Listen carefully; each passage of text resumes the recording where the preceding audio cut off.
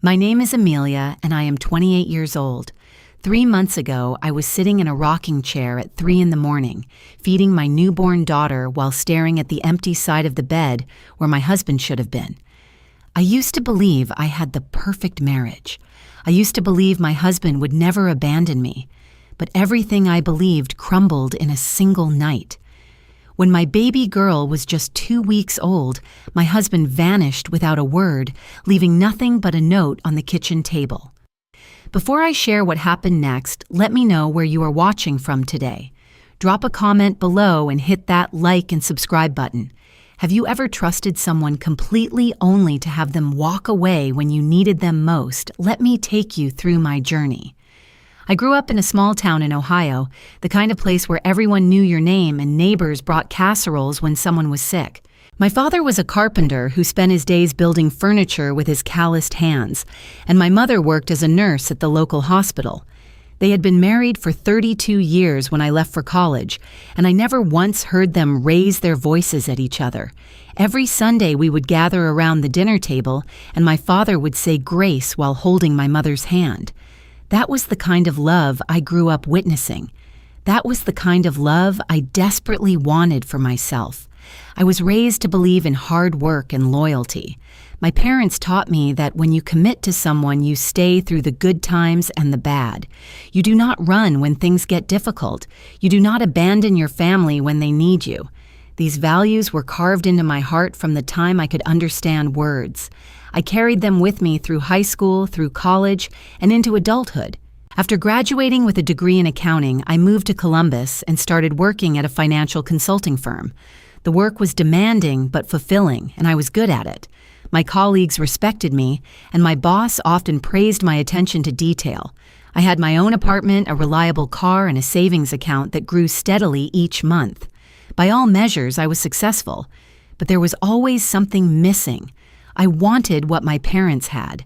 I wanted a partner to share my life with, someone who would hold my hand at the dinner table and grow old beside me. Then I met Derek. It was at a company holiday party 4 years ago. I was standing near the refreshment table, feeling awkward in my black dress and heels when a tall man with warm brown eyes approached me. He had a confident smile and a way of making everyone around him feel at ease. He asked if I was enjoying the party, and I admitted that I was counting down the minutes until I could go home and change into sweatpants. He laughed a genuine laugh that crinkled the corners of his eyes and said he felt exactly the same way. Derek was 30 years old, a sales manager at a tech company that partnered with my firm. He was funny and charming, the kind of person who could walk into a room full of strangers and leave with 10 new friends. He was different from the quiet, serious men I had dated before. With Derek, conversation flowed effortlessly. He made me laugh until my stomach hurt. He remembered small details about our conversations and brought them up weeks later. On our third date, he surprised me with flowers because I had mentioned offhand that tulips were my favorite. 6 months into our relationship, Derek took me back to the restaurant where we had our first official date. The hostess led us to a corner table with candles flickering in the dim light. When the waiter brought out dessert, there was a diamond ring sitting on top of the chocolate cake. Derek got down on one knee and asked me to spend the rest of my life with him. I said yes before he even finished the question. Our wedding was small but perfect. We held it at a vineyard outside Columbus with about 60 guests and strings of fairy lights hanging from the trees. My mother cried happy tears as she adjusted my veil. My father walked me down the aisle with pride shining in his eyes.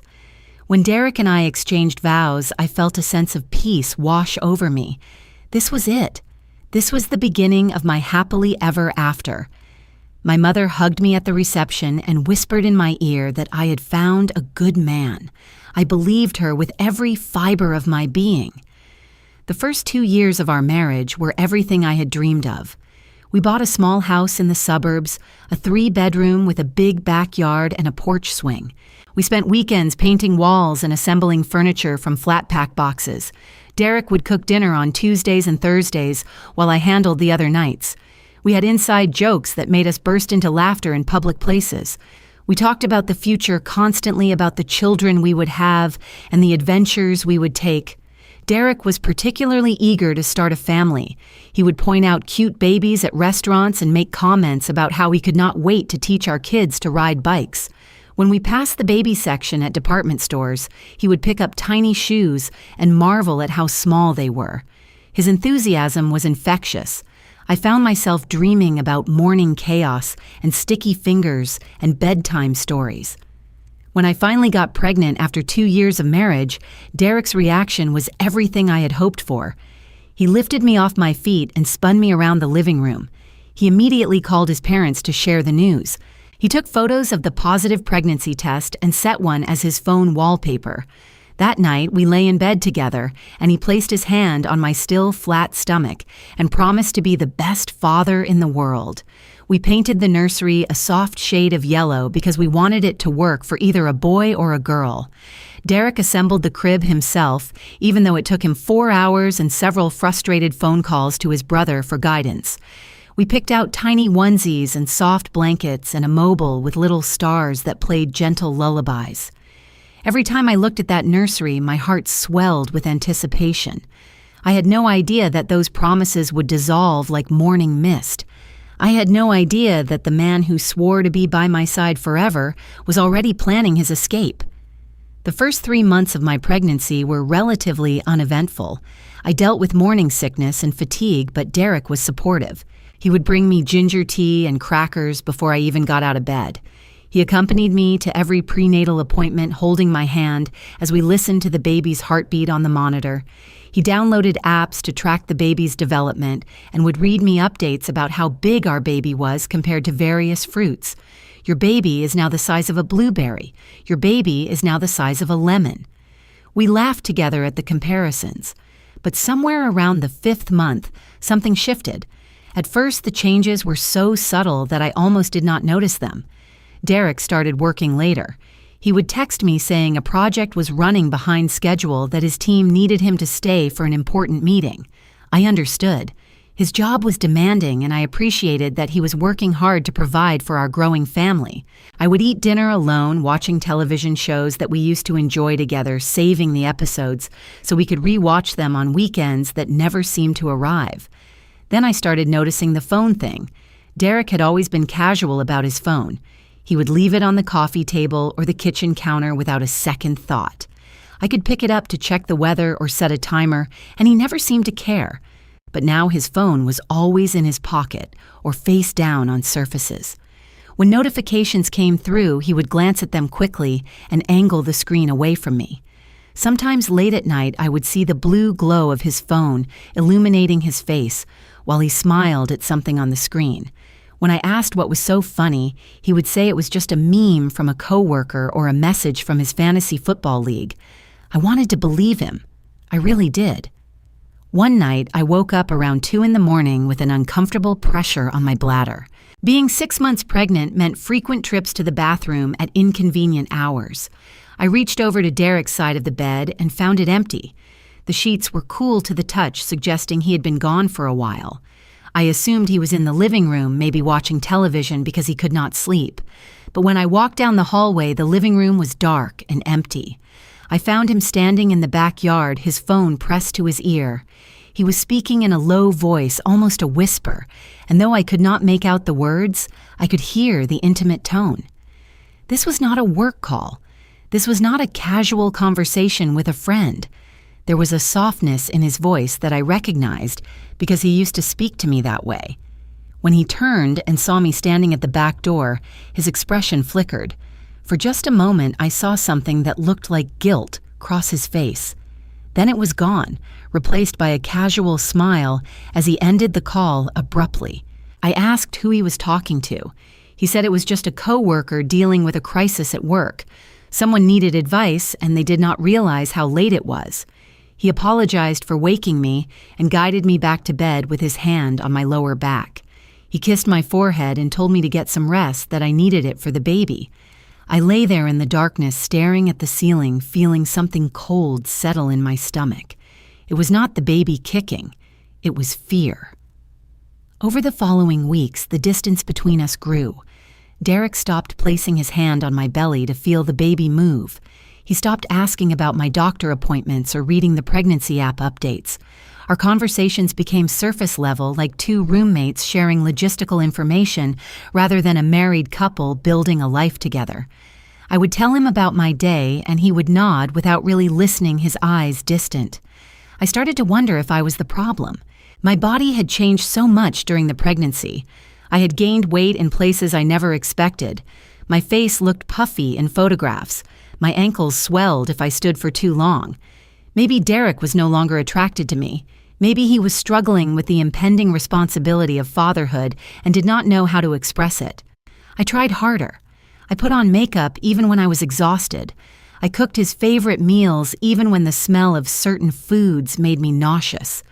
I bought new maternity clothes that were more flattering than my usual oversized shirts. I planned date nights at home with candles and soft music, hoping to rekindle whatever spark had dimmed between us. Nothing worked. Finally, I decided to address the elephant in the room directly. One Saturday morning, after Derek had spent another evening glued to his phone, I asked him if something was wrong with our marriage. I kept my voice calm, non-accusatory. I told him I had noticed he seemed distant lately, and I wanted to understand what he was going through. Derek set down his coffee mug and looked at me. For a moment, I thought I saw the man I had married, the one who used to look at me like I was the most important person in the world. He crossed the kitchen and wrapped his arms around me, pulling me close despite my swollen belly. He told me he was just stressed about work. There were layoffs happening at his company, and he was worried about job security. He did not want to burden me with his anxieties while I was pregnant. He promised that once the baby arrived and things at work settled down, everything would go back to normal. He said he loved me and kissed my forehead. I exhaled a breath I did not realize I had been holding.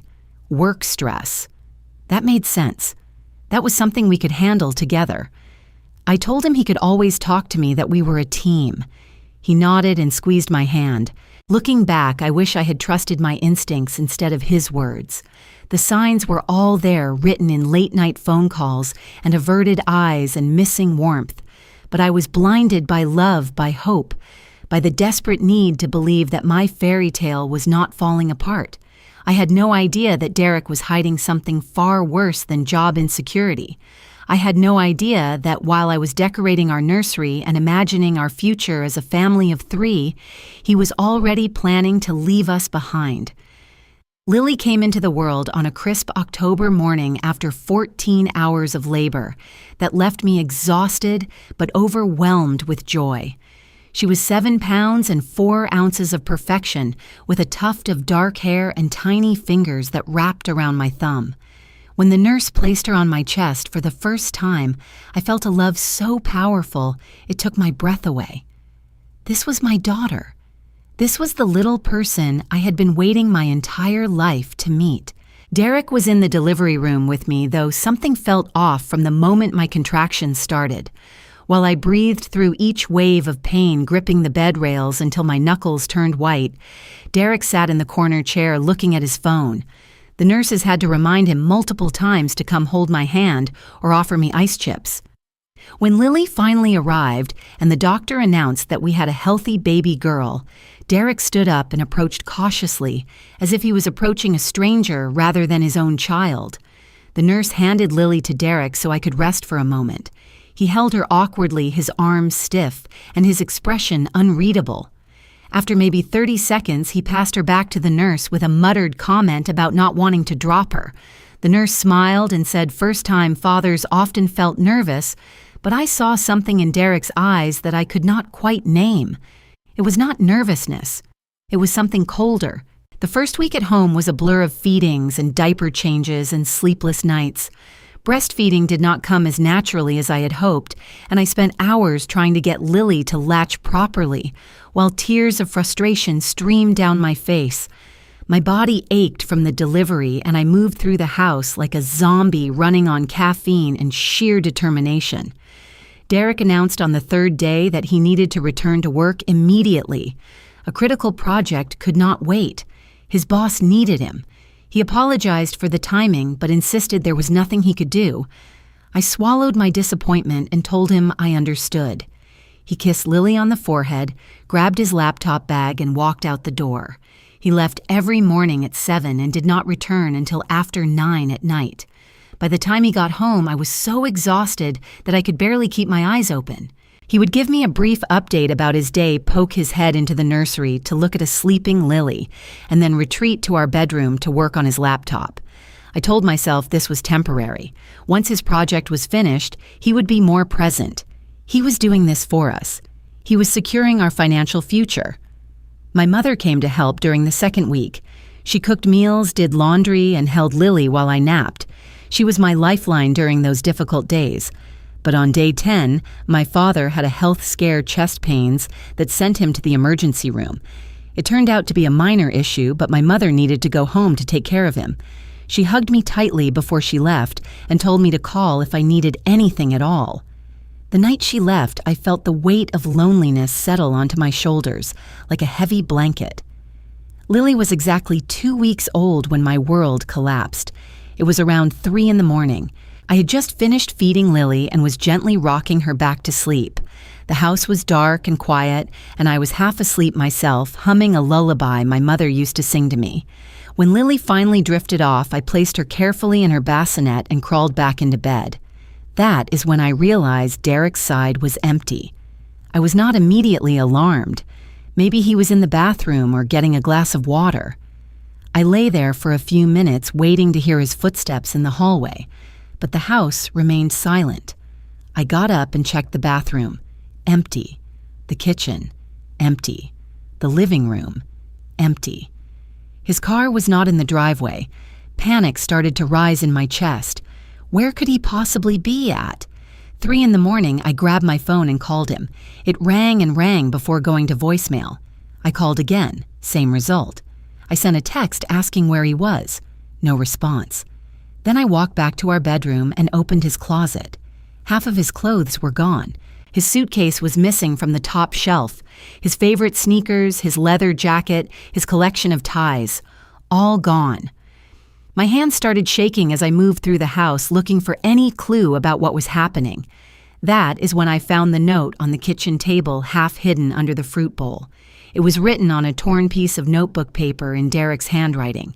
The words blurred as my eyes filled with tears. "I'm sorry. I cannot do this. Please do not try to find me." That was it. 15 words. No explanation. No goodbye to his 2-week-old daughter. Just 15 cold, cowardly words. I read the note over and over, convinced that I was misunderstanding something. This had to be a joke. This had to be a nightmare that I would wake up from any second. Derek loved me. Derek wanted this family. Derek would never just disappear in the middle of the night while I was upstairs caring for our newborn. But the empty hangers in his closet told a different story. The missing suitcase told a different story. The note crumpled in my shaking hands told the most devastating story of all. My knees buckled and I sank to the kitchen floor. The cold tile pressed against my legs as I sat there, unable to move, unable to think, unable to process what was happening. From the bedroom, I heard Lily start to cry. She needed to be fed again. She needed her mother. I forced myself to stand. I wiped my tears with the back of my hand. I walked to the nursery on legs that felt like they belonged to someone else, and I picked up my daughter and held her close and tried to stop crying because I did not want my tears to fall on her perfect little face. I fed her while sitting in the rocking chair staring at the yellow walls we had painted together, the walls he had promised to fill with family photos, the room he had promised to fill with laughter and bedtime stories and memories. That night stretched on forever. I did not sleep. I could not sleep. I just sat in that rocking chair holding Lily, watching the sky turn from black to gray to pale pink as the sun rose on the first day of my new life as an abandoned mother. The days that followed were the darkest I have ever experienced. I called Derek's phone obsessively, 20 times, 50 times, 100 times. Each call went straight to voicemail, and eventually the mailbox was full and would not accept any more messages. I sent texts begging him to explain, pleading with him to at least let me know he was safe. Nothing. Complete silence. I barely ate. I barely slept. I moved through the house like a ghost, going through the motions of caring for Lily, while my mind screamed with questions that had no answers. Where did he go? Why did he leave? What did I do wrong? Was our entire marriage a lie? On the fourth day, I decided to call Derek's office. Maybe there had been some kind of emergency. Maybe he was in the hospital somewhere unable to contact me. I clung to these desperate explanations because the alternative was too painful to accept. The receptionist asked me to hold while she transferred me to his department. A few minutes later, a woman's voice came on the line. She introduced herself as Derek's supervisor. I explained that I was trying to reach my husband, that he had not come home, and I was worried about him.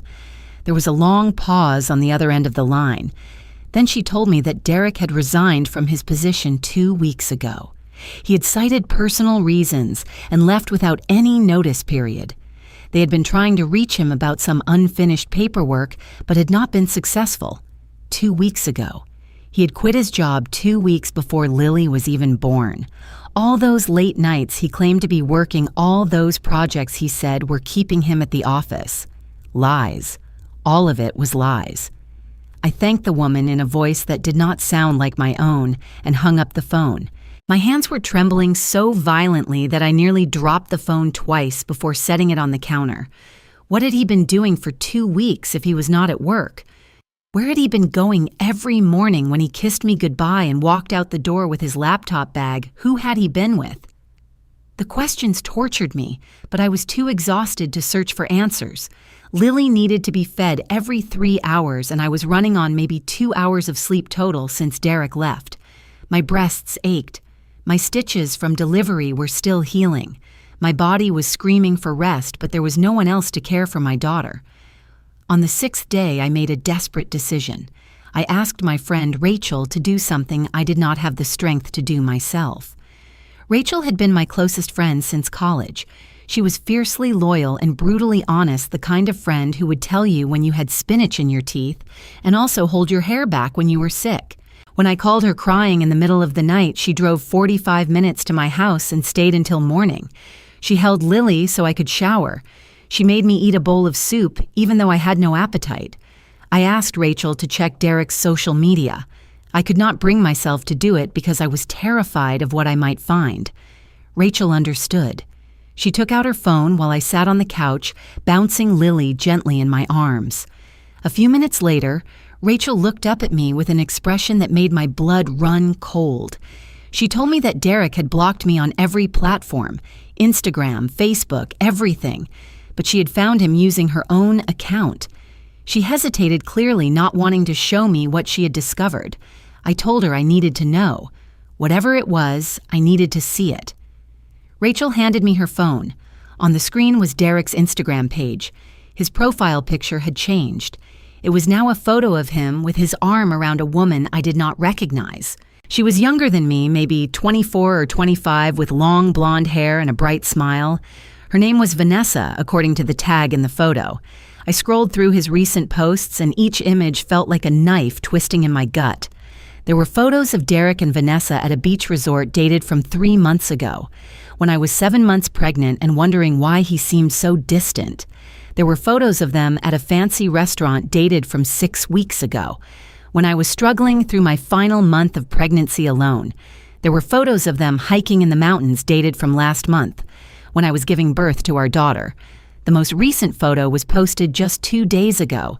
Derek and Vanessa smiling at the camera, looking happy and carefree. The caption read, "New beginnings," with a heart emoji. New beginnings. While I was at home, barely surviving caring for the baby he had abandoned, he was posting about new beginnings with another woman. I handed the phone back to Rachel and walked to the bathroom. I knelt in front of the toilet and vomited until there was nothing left in my stomach.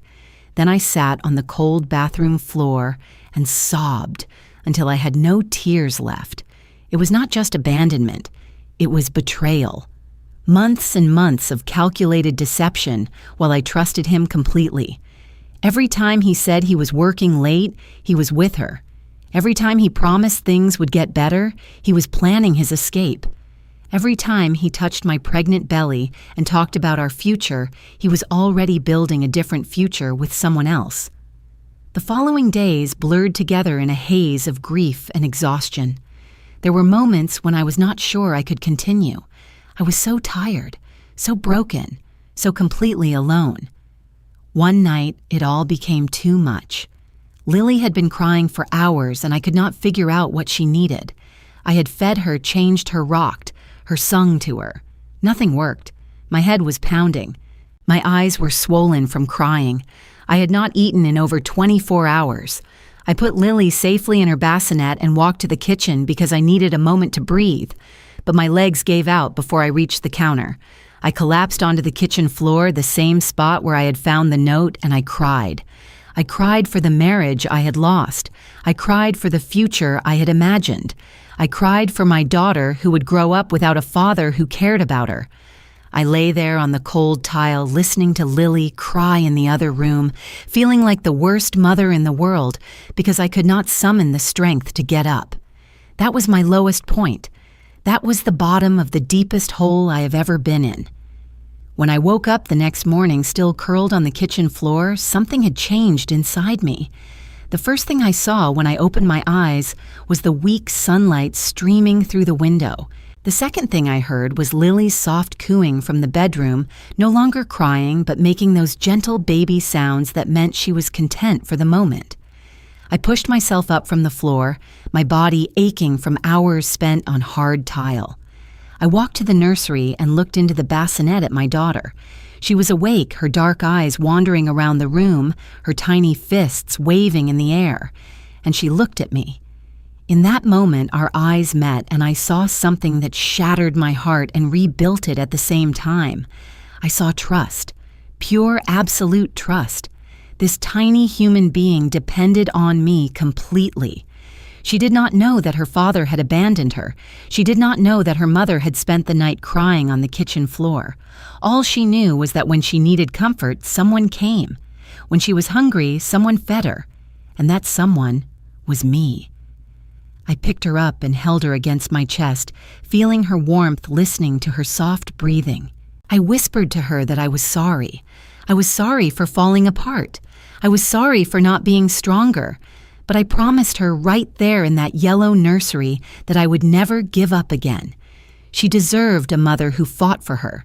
She deserved a mother who showed her what strength looked like. That was my turning point. I called my mother that same morning and told her everything. I had been trying to protect her from the worst of it, not wanting to burden her while she was caring for my father. But I could not carry this alone anymore.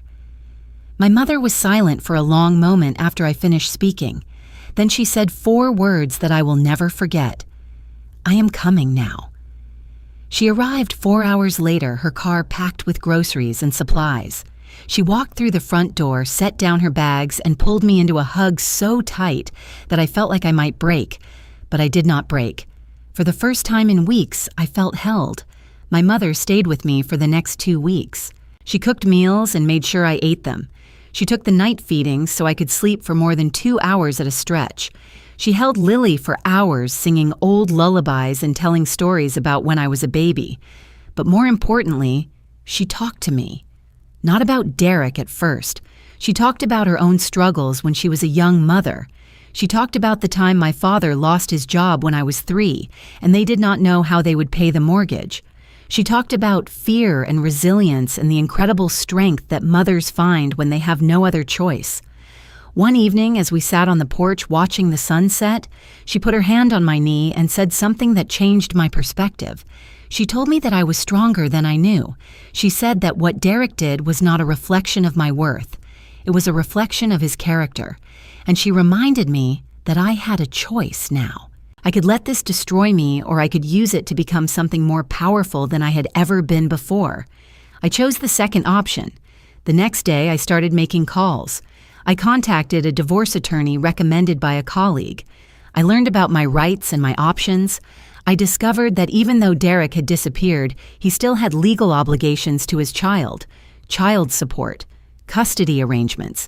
He could not just vanish without consequences. I also started reaching out to my support system. Rachel visited every few days, bringing takeout food and terrible movies to watch together. My neighbor Margaret, a widow in her 60s, who had raised 3 children on her own after her husband passed away, offered to help watch Lily whenever I needed a break. Former colleagues sent care packages and gift cards and messages of encouragement. I had spent so many days feeling utterly alone, but I was beginning to realize that I had people who cared about me. I had a community, even if it was small, and I had myself, which was more than enough. 3 weeks after Derek left, I emailed my boss and asked about the possibility of working remotely. I explained my situation briefly without going into too many details. To my surprise and relief, she responded within hours. She said the company valued me as an employee and wanted to support me during this difficult time. We could arrange a flexible schedule that would allow me to work from home while caring for Lily. I cried when I read that email, but for the first time in weeks, they were tears of relief instead of despair. I started working again just a few hours each day at first, while my mother watched Lily. The work gave me something to focus on besides my pain. It reminded me that I was competent and capable, that I had value beyond being someone's wife or someone's victim. Slowly, day by day, I began to climb out of the darkness. It was exactly 1 month after Derek had disappeared when the doorbell rang. I was sitting on the living room floor with Lily watching her practice tummy time on a soft blanket. She had grown so much in 4 weeks, her cheeks filling out her eyes, becoming more alert and curious. Every time she looked at me, I felt a surge of love so powerful it almost hurt. The doorbell rang twice before I could get up, pick up Lily, and walk to the front door. I was not expecting anyone. Rachel usually texted before coming over, and my mother had returned to Ohio the week before. I opened the door and felt the breath leave my body. Derek was standing on my porch. He looked nothing like the man who had left a month ago. His face was gaunt, his eyes red and puffy, his hair unwashed and sticking up in odd directions. He had dark circles under his eyes and stubble covering his jaw in uneven patches. His clothes were wrinkled, and he smelled like he had not showered in days. Before I could say a word, he dropped to his knees on the porch. He started crying loud, ugly sobs that shook his entire body. He said he was sorry over and over again, the words tumbling out of his mouth like a desperate prayer. He begged me to forgive him. He said he had made the worst mistake of his life. He said he loved me and he loved Lily and he wanted to come home. I stood there holding our daughter, watching the man who had abandoned us grovel at my feet. I waited for something to shift inside me. I waited to feel the anger I had carried for weeks, or the devastation, or even the love that I had once felt so strongly. But I felt nothing. No, that is not quite right. I felt something. I felt calm. I asked Derek to come inside because I did not want the neighbors to witness this scene. He scrambled to his feet and followed me through the door, still sniffling and wiping his face with his sleeve. I set Lily in her bouncer and turned to face my husband. He was standing in the middle of our living room, the room we had decorated together, looking like a stranger. He started talking, words pouring out of him in a frantic stream. He told me that Vanessa had left him. After 2 weeks of being together, she had found out that he had quit his job and had no money saved. She had thought he was some successful executive, but the truth was that he had been spending beyond his means for months trying to impress her. When she realized he was broke and unemployed, she wanted nothing to do with him. She kicked him out of her apartment and blocked his number. He said that losing her had made him realize what he truly had. He said he had been stupid and selfish and blind. He said he wanted to be a family again, to be a father to Lily, to make things right. I listened to every word without interrupting. When he finished, there was a long silence. Derek looked at me with desperate hope in his eyes, waiting for me to respond. I took a deep breath and let it out slowly. Then I spoke. I asked him if he remembered the night I went into labor. I asked if he remembered sitting in the corner of the delivery room, looking at his phone while I screamed in pain. I asked if he remembered holding Lily for 30 seconds before passing her off like she was a stranger's baby. He started to interrupt to explain, to justify, but I held up my hand. I told him that I remembered. I remembered waking up at 3 in the morning to find an empty bed and an emptier closet. I remembered reading his 15-word note and feeling my heart shatter into 1,000 pieces.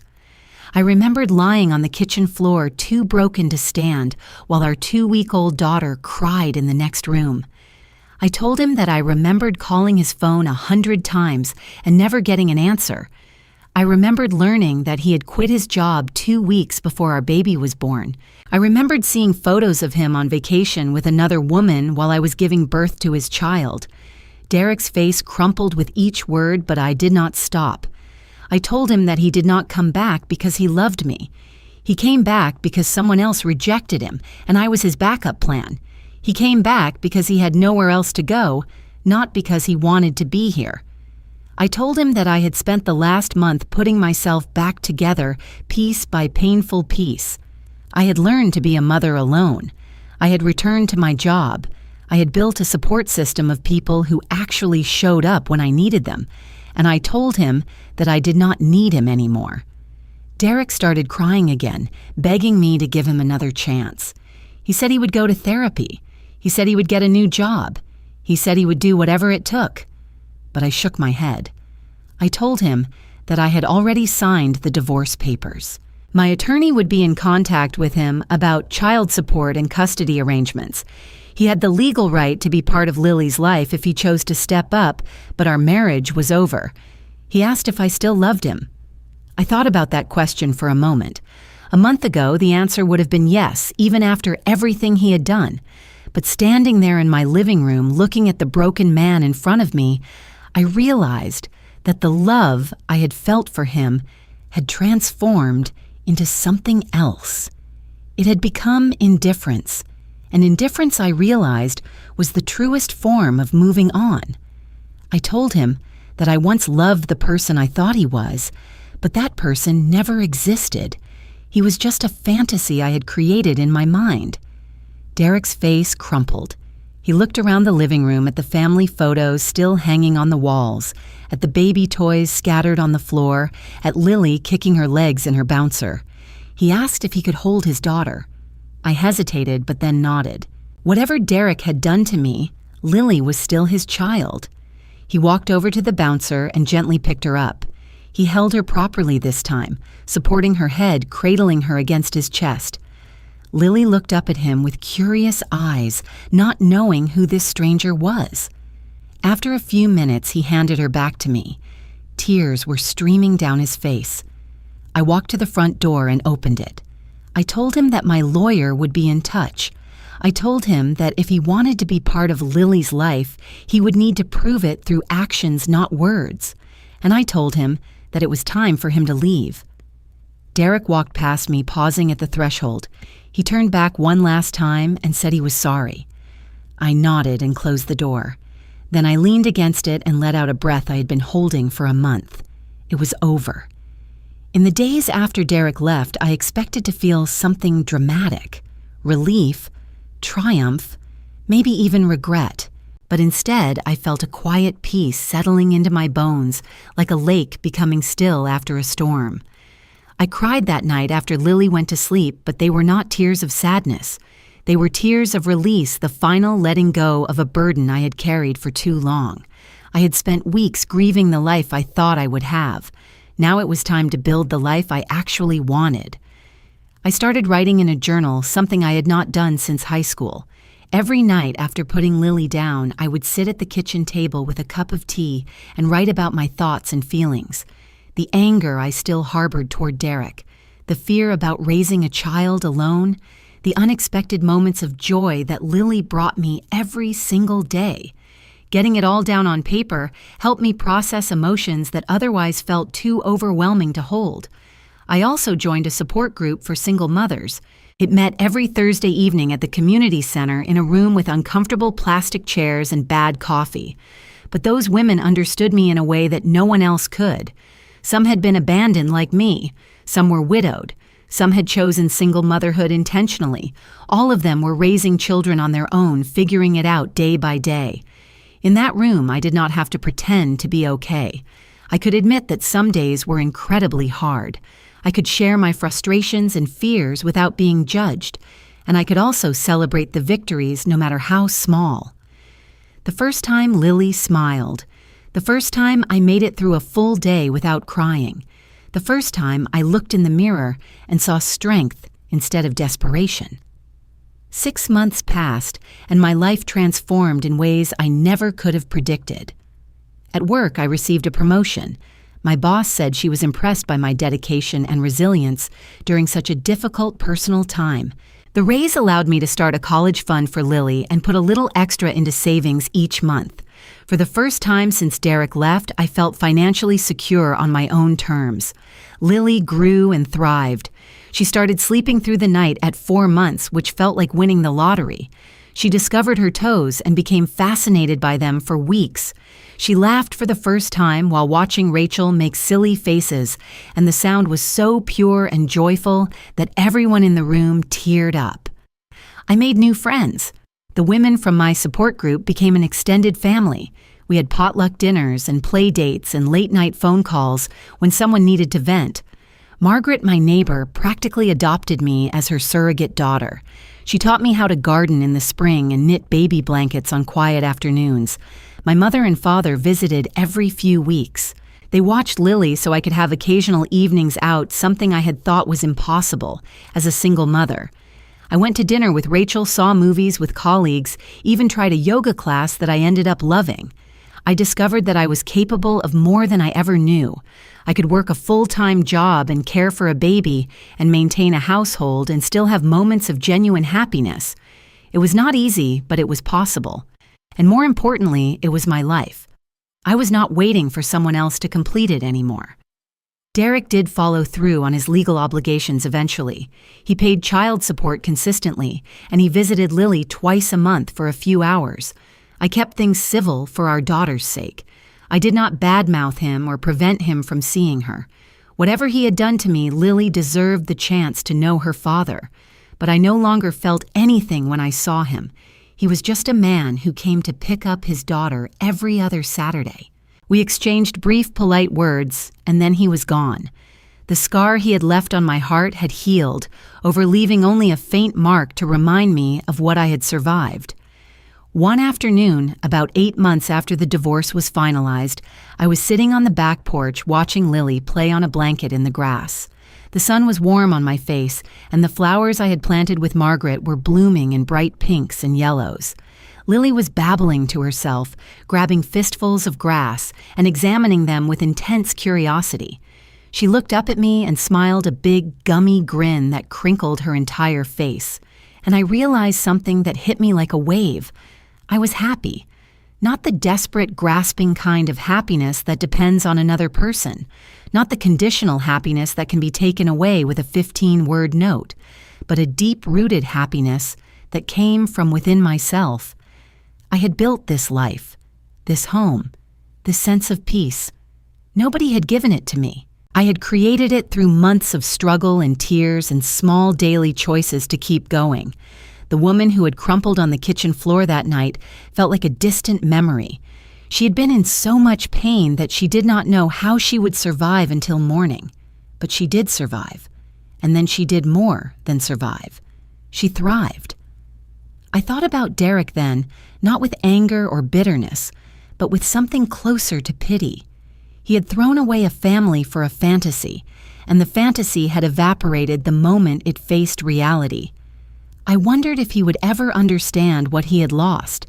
I wondered if he stayed up at night thinking about the daughter who did not light up when she saw him because she did not really know him. But those were his consequences to live with, not mine. My consequence was a beautiful little girl who smelled like baby shampoo and giggled when I tickled her feet. My consequence was a career I was proud of and friends who showed up and a mother who answered the phone at 3 a.m. just to tell me I was doing a good job. My consequence was discovering that I was enough all on my own. The sun began to set, painting the sky in shades of orange and pink. I picked up Lily and held her close, breathing in her sweet baby scent. Life was not perfect. It never would be. There would be hard days ahead, challenges I could not predict, moments when I would feel overwhelmed and afraid. but I was no longer afraid of being alone.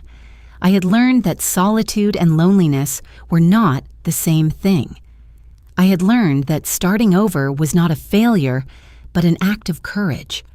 And I had learned that sometimes the people who are meant to stay in your life are not the ones you expected. I looked at my daughter then, at the sky, then at the cozy little house that had become our sanctuary. Some chapters end abruptly and painfully, leaving you gasping for breath in the wreckage. But every ending is also a beginning if you are brave enough to turn the page. I turned the page, and the story on the other side was more beautiful than anything I could have imagined. Before you go, I want to ask you something. Have you ever had to find strength you did not know you had? Have you ever lost something that you thought you could not live without, only to discover a version of yourself that was stronger than before? Share your story in the comments below. Your words might be exactly what someone else needs to hear today. If this story touched your heart, please hit the like button and subscribe to this channel so you do not miss the next one. And share this video with someone who might need a reminder that they are capable of surviving anything life throws at them. Thank you for spending this time with me today. Whatever you are facing right now, I want you to know that you have more strength inside you than you realize. Trust yourself. Keep going. And never forget that some of the best chapters of your life have not been written yet. Take care of yourselves, and I will see you in the next story.